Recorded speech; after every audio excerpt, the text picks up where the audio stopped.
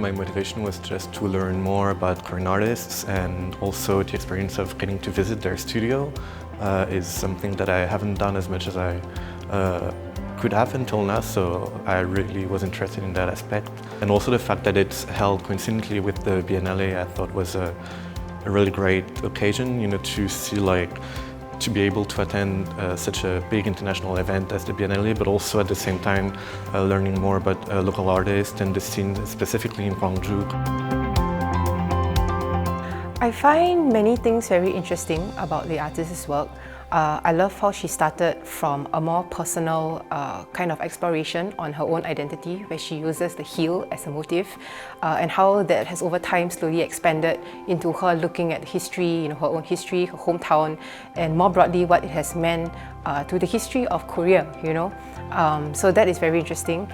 The process also, it's very methodical, it's very meditative as she's mentioned, and that is a quality that I seem to see also in Korean art, where the process is as important as, if not more, than the result of the art itself.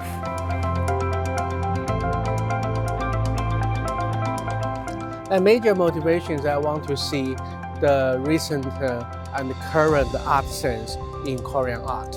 After the 3 years pandemic, people were not able to travel as much as before, and we also believe the whole experience of the pandemic really have a huge impact to the art and other creation. That's also my motivation. I want to see what's happened right after the ending of the pandemic. Also for me, it's quite interesting to know those art outside of the Seoul, those are in Gwangju, in other places. So that's my major motivation, come here to join the dive into Korean art, the Gwangju part.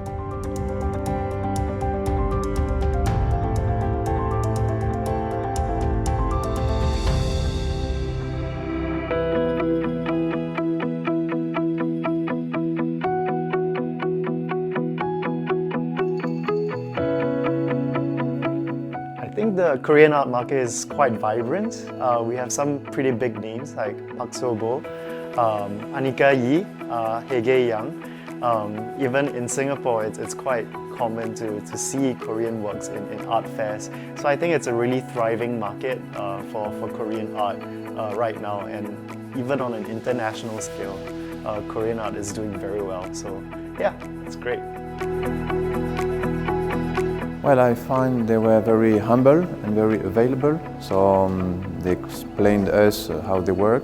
There was also a diversity of technique, so there is a link with tradition, like paper, woodcut, print, and also very modern techniques like video and virtual worlds. So I like the way they explained us, and also the way they use very different materials and techniques.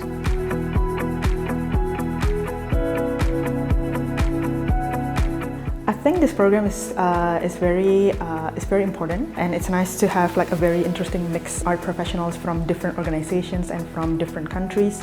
And also what I really appreciate is for us to come to a city like Gwangju, which for many, well, at least for myself, I'm not yet exposed to. So it's nice to give another exposure outside of Seoul, and just to meet artists who are practicing and living in the area. So I think going to other places outside of the capital city would be an interesting perspective.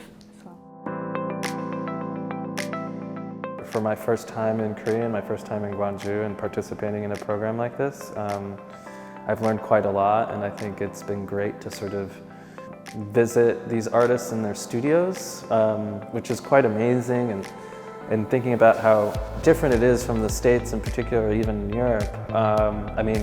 Most big name artists have big studios and have, a very rigorous kind of studio practice.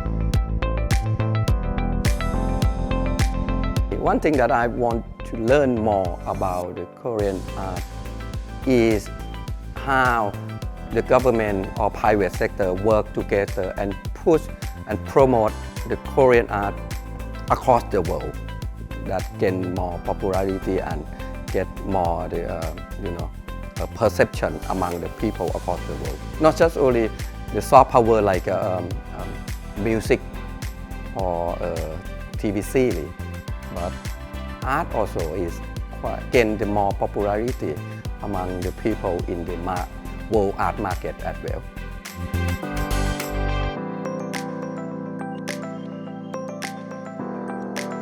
I think they are very serious artists. They all have their own speciality and many different kind of perspective and philosophy. I think that's a very good chance to know that thoroughly by this program. And the Korean artists, I think they have so strong power, to present their own work and continue working with, the idea they love.